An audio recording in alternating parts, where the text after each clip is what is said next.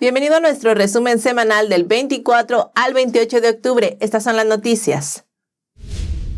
El 20 de octubre, los asesores de los CDC votaron para recomendar agregar las vacunas del COVID-19 a los calendarios de vacunación de niños y adolescentes, a pesar de que se ha demostrado que las vacunas del COVID-19 son cada vez más ineficaces contra la infección y la enfermedad grave.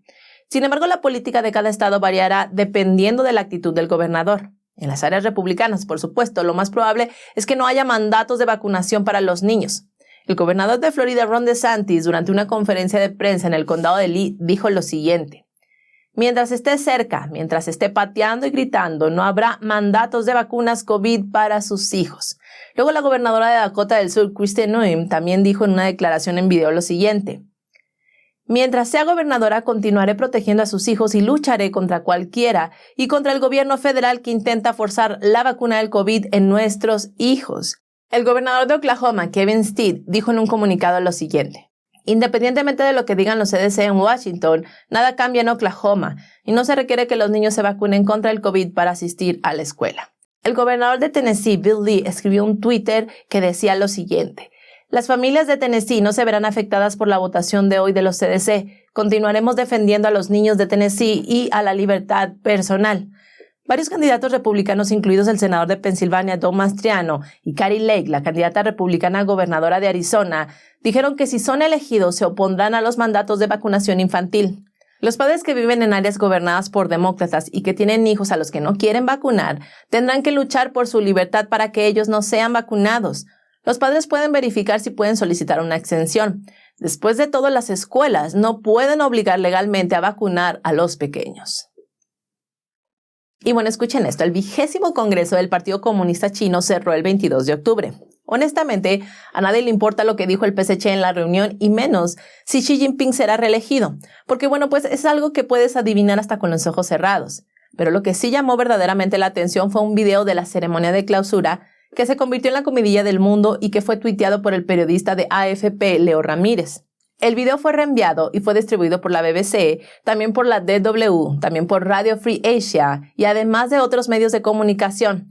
Rápidamente se convirtió en un tema de primera plana en los principales medios. Y bueno, la gente muy entusiasmada comenzó a especular sobre lo que estaba pasando. ¿Será que Xi Jinping estaba purgando a sus enemigos políticos en público para mostrar su estatus absoluto? Pero bueno, primero veamos si Hu Jintao es un enemigo político de Xi Jinping y si representa una amenaza para la posición actual de Xi. Hu Jintao fue el 6º presidente de China. Gobernó del 2003 al 2013 con Jiang Zemin como su predecesor y con Xi Jinping como su sucesor. Pero a diferencia de los líderes del PSC como Jiang Zemin, Hu nació en una familia común. Y bueno, para quienes no sepan, los miembros de los niveles más altos del PSC generalmente provienen de las familias de los ex líderes. Son los hijos e hijas, yernos, nueras de líderes anteriores. Hu Jintao es una excepción relativamente rara.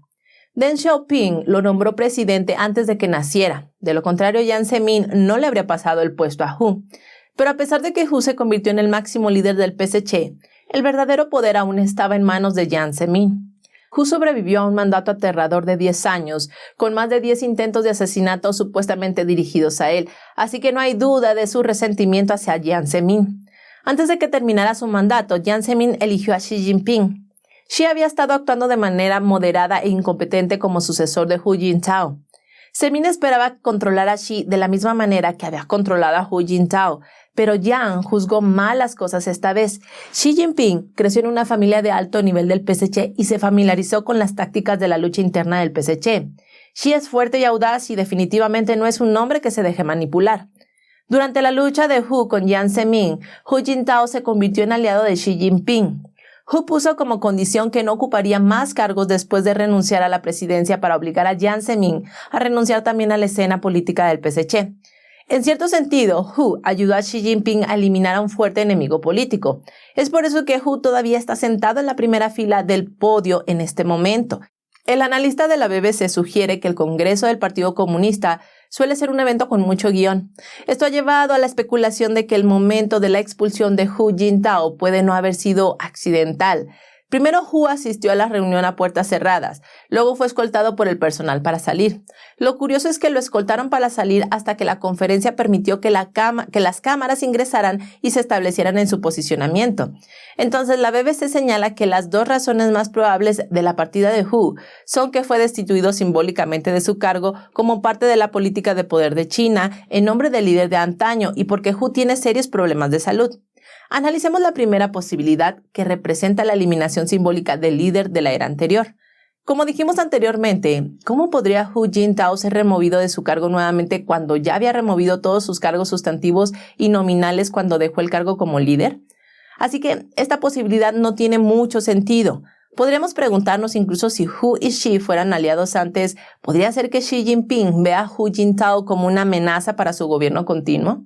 Bueno, las alianzas en la política del PSC a menudo se convierten en enemigos. Eso es ciertamente posible. Pero durante el tiempo de Xi en el poder, Hu Jintao no ha desarrollado sus propias pandillas o grupos porque Hu nunca tuvo realmente el poder. Jiang Zemin sí. Si Hu pretende desafiar el poder de Xi Jinping, es un oponente muy débil. De hecho, es algo difícil para los analistas occidentales juzgar con precisión los diversos indicios sutiles de la situación política del PSC. Su intriga es mucho más despiadada. También tendremos que escuchar cómo los comentaristas políticos chinos interpretan la situación.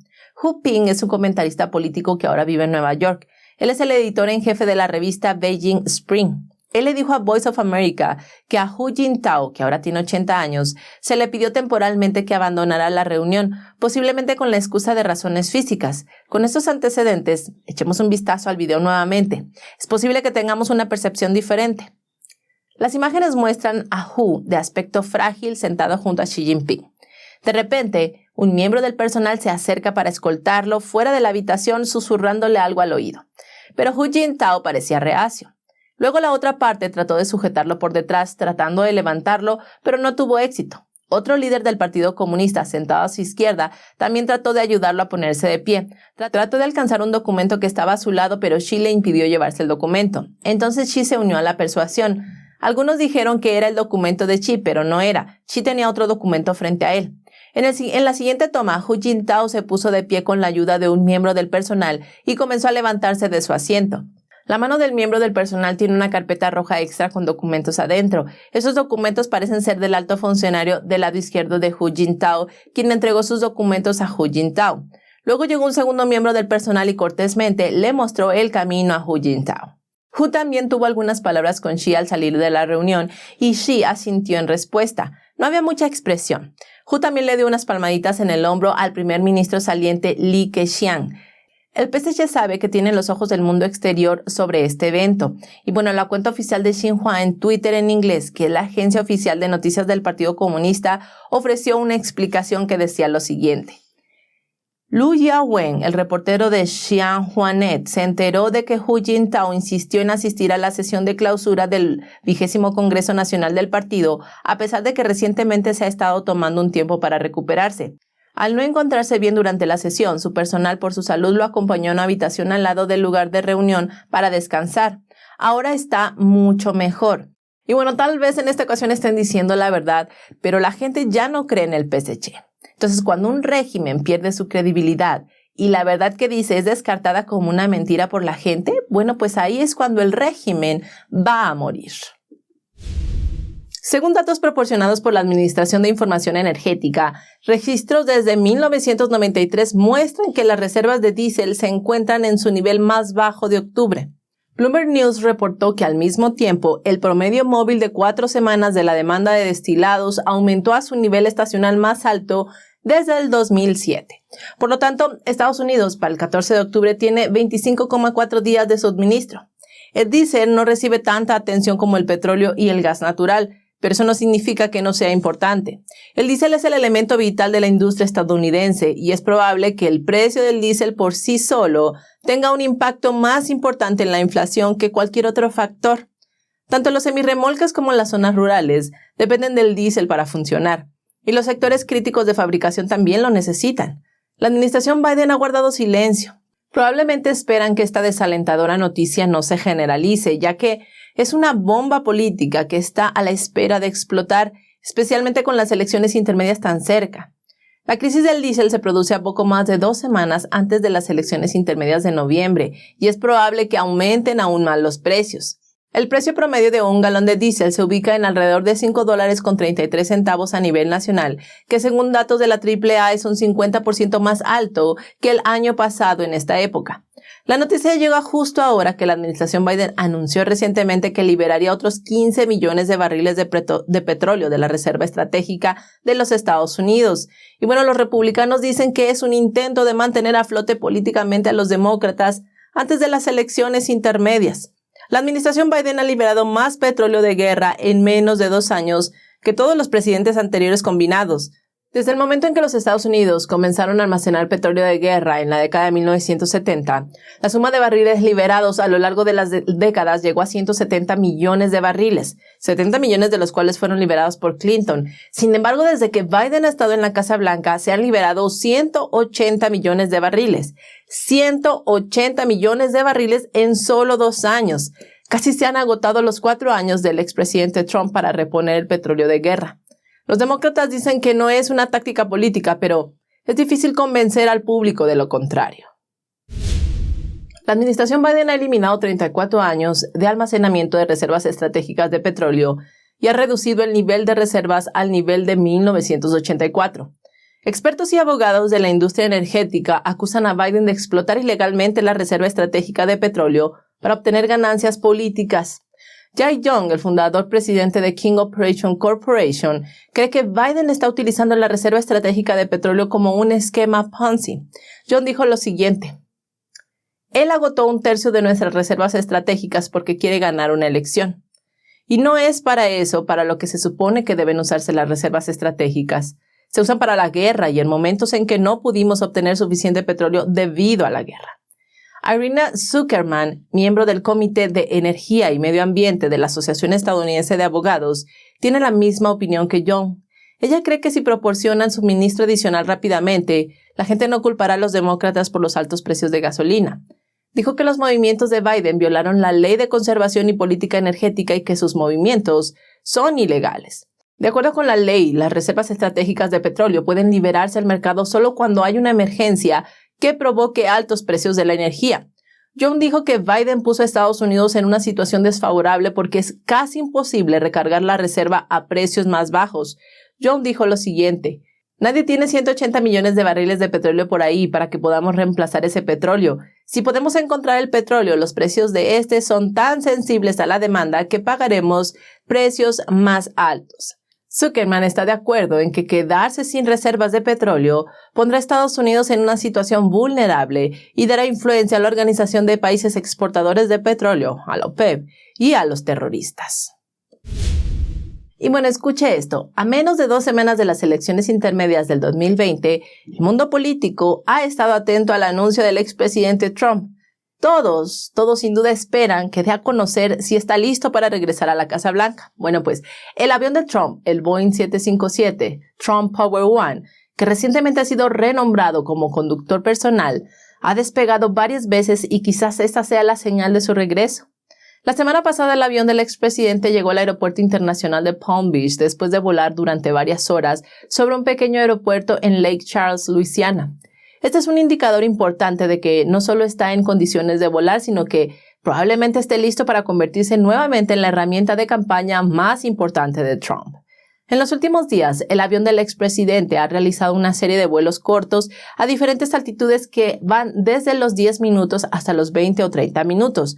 Todos los vuelos despegaban y aterrizaban en el Aeropuerto Internacional Chinnahall de Luisiana. Un tuit de Dan Scavino Jr., el asistente de Trump, muestra que el expresidente parece haber usado el jet privado el sábado cuando viajó a un mitin en Texas. El avión fue comprado por Trump en el 2010 al difunto fundador de Microsoft, Paul Allen. Desde entonces el avión ha sufrido una serie de modificaciones. Por ejemplo, el avión estándar de la serie Boeing 757-200 tiene alrededor de 228 asientos. El 757 personalizado del expresidente tiene 43 asientos, un dormitorio principal, un camarote, un comedor, un área VIP y una cocina personalizada. En julio de este año, el hijo mayor de Trump, Eric Trump, publicó un video en las redes sociales que mostraba cómo se pintaba un 757 con un nuevo trabajo de pintura en un hangar de Luisiana. Hay un Trump de oro fresco en el fuselaje y se ha agregado una nueva bandera estadounidense en la aleta final. Ya queremos ver ese Boeing 757 entrar en acción.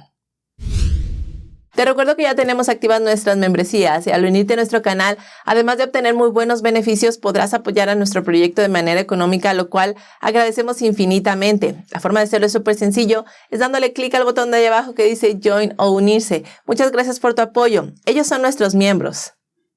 Y si no puedes unirte a nuestro canal, no te preocupes. Una forma de apoyarnos muy sencilla es dándole me gusta a la emisión de hoy y suscribiéndote a nuestro canal. Estas dos pequeñas acciones le envían el mensaje al algoritmo de YouTube para que nos acerque a mucho más personas y así podamos seguir divulgando la verdad. Así que muchísimas gracias por tu apoyo. Continuamos.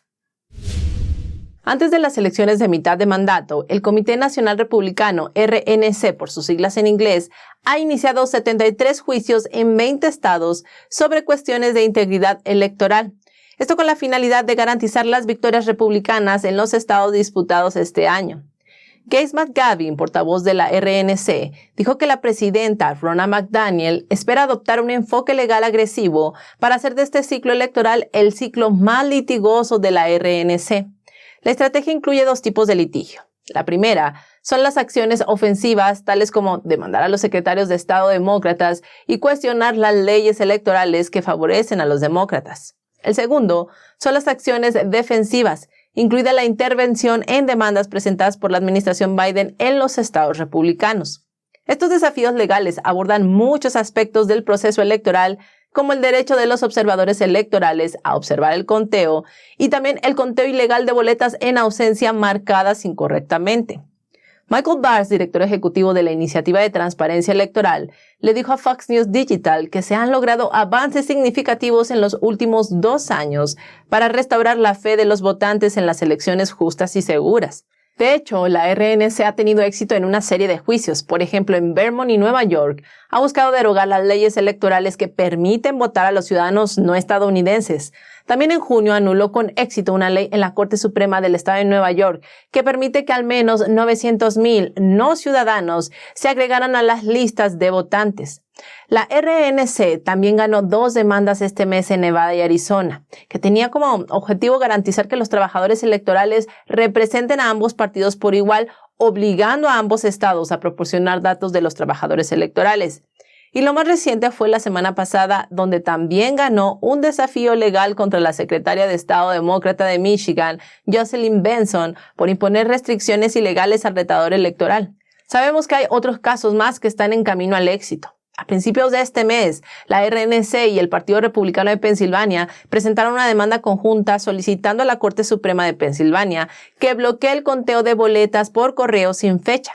Sin embargo, después de que la Corte Suprema de los Estados Unidos fallara a favor de los republicanos, la principal funcionaria electoral de Pensilvania, la secretaria de Estado demócrata interina, Leigh Mann, siguió exigiendo a los condados que contaran las boletas por correo sin fecha y dijo que la orden de la Corte Suprema de los Estados Unidos no cambiaría la guía oficial del Estado para el conteo de las boletas. Y bueno, según una nueva encuesta, Ron Johnson, el senador republicano titular, y Mandela Burns, su retador demócrata, siguen cabeza a cabeza en la carrera por Wisconsin. Una nueva encuesta de CNN encuentra a Johnson adelante por solo 1 punto entre los probables votantes en Wisconsin. El 50% dice que elegiría al republicano si las elecciones se celebraran hoy, mientras que el 49% dice que elegiría al vicegobernador Burns. Eso significa que los dos están efectivamente empatados. La encuesta también muestra que a solo 2 semanas de distancia de las elecciones intermedias, la carrera sigue siendo muy reñida. El 94% de los probables votantes dicen que ya han tomado una decisión sobre por quién votar, mientras que solo el 6% dice que puede cambiar de opinión antes de las elecciones de noviembre. Sin embargo, el republicano Johnson cambió su liderazgo cuando se amplió la encuesta para incluir a todos los votantes registrados en el estado. Por su parte, Cook Political Report todavía califica la carrera por el Senado de Wisconsin como una decisión cerrada, que es la misma evaluación que hizo a principios de este mes. Oregon no ha elegido a un gobernador republicano desde 1982 y no ha respaldado a un candidato presidencial republicano desde 1984. Por ejemplo, en las elecciones presidenciales del 2020, Biden ganó el estado por 16 puntos, pero ahora los demócratas se están preocupando, ya que encuestas recientes muestran que los demócratas están en peligro electoral en Oregon. Antes de la redistribución de distritos de este año, los demócratas tenían la ventaja en Oregon, con 4 escaños. Después de la manipulación, según el censo del 2020, se espera que los demócratas ganen un escaño adicional en Oregon, elevando a 5 el número de distritos del Congreso dominados por los demócratas en comparación con uno que tienen los republicanos. Sin embargo, el The Cook Political Report de la semana pasada posicionó a los distritos electorales 5 y 6 de Oregon como distritos indecisos, ya que los demócratas tienen una ventaja de solo el 2 y el 4% en esos distritos. Las fortunas electorales del Partido Demócrata se han visto arrastradas por decisiones impopulares en materia de delincuencia y justicia racial. Por ejemplo, su apoyo a las protestas de George Floyd en el 2020. En realidad, el índice de aprobación de la gobernadora demócrata de Oregon, Kate Brown, es más bajo que el de Biden. La encuesta de gobernadores de Morning Consult muestra que Brown, la gobernadora de Oregon, tiene un índice de aprobación del 40% en comparación con el 43,3% de Biden. Por supuesto, en otras encuestas, el índice de aprobación de Biden está incluso por debajo del 40%. Tony Marrs, consultor político republicano de Savannah Communications, dice que Biden se parece más a George Custer y que Oregon podría ser Little Bighorn del Partido Demócrata en el 2022. En la batalla de Little Bighorn en 1876, la tribu Lakota derrotó a la caballería de los Estados Unidos que estaba bajo el mando del coronel Custer. Amanda Lovino, de la encuestadora WPA, dice que a pesar de los límites de mandato de Brown y su incapacidad para postularse para la reelección, sumado a la impopularidad de Biden, Brown será un lastre para el resto del partido en Oregon. Además, espera que la republicana Christine Drazan derrote a la demócrata Tini Kotek en la carrera por la gobernación de Oregon este año. La candidata independiente del tercer partido, Betsy Johnson, exdemócrata, podría complicar las cosas para Kotek al desviar algunos votos del Partido Demócrata. Una encuesta reciente de Emerson College mostró que hay 36% de apoyo para la republicana Drazan, 34% de apoyo para Kotek y 19% de apoyo para la candidata independiente Johnson. Según el estratega de medios republicano Alfredo Rodríguez, los demócratas han sobreestimado el tema del aborto, pero Rodríguez asegura que este tema definitivamente no determinará el resultado de las elecciones. Jim Ellis, un encuestador profesional de Ellis Insights, dijo que los demócratas deben defender lo que alguna vez fue un escaño seguro en Oregon. Este es un hecho que en sí mismo significa que la probabilidad de ganar de los republicanos ha mejorado. Tony Marrs dijo lo siguiente: incluso si ganan en Oregon, el hecho de que hayan tenido que invertir tiempo y recursos en los distritos del Congreso con sede en Portland significa que están quitando recursos de otros escaños competitivos. La Corte Suprema del Estado de Nueva York ha dictaminado que el mandato de vacunación contra el COVID-19 de la ciudad de Nueva York contra los trabajadores municipales es ilegal y además que los empleados que fueron despedidos por rechazar la vacuna deben ser reincorporados de inmediato y cubrir sus pagos atrasados. Los demandantes en el caso son 16 ex trabajadores del Departamento de Saneamiento que fueron despedidos por negarse a la vacuna.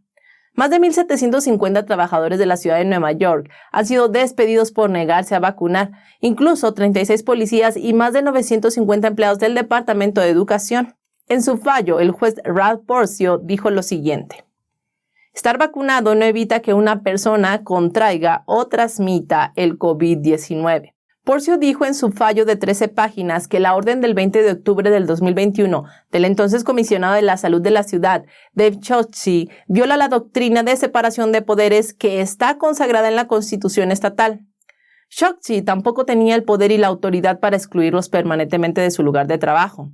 El juez Porcio también declaró que la orden de Chokshi violaba la Constitución del Estado. Escribió lo siguiente: el mandato de vacunación para los empleados de la ciudad no se trata solo de seguridad y salud pública, se trata de cumplimiento.